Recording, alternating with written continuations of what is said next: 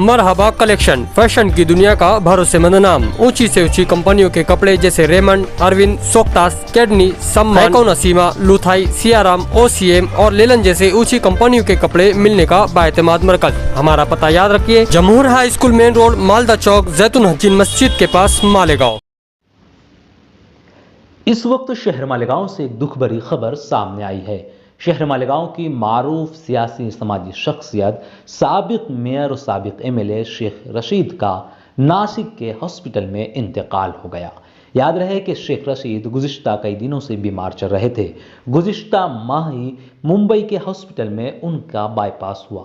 Doctor के मशवरे से वह आराम कर रहे थे। सेहत में बेहतरी बताई जा रही थी कि अचानक तकलीफ शुरू हुई। उन्हें फौरन नासिक के हॉस्पिटल में ले जाया गया, जहां डॉक्टरों ने उन्हें किडनी का मरज बताया।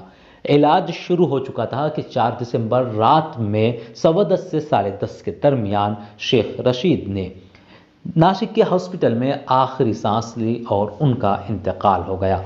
इस खबर के मंजर आम पर आते ही शहर मालेगांव में हर तरफ गम का माहौल है। शेख रशीद के चाहने वाले उनके घर की जानिब रवा दवा है, घर की जानिब बढ़ रहे हैं।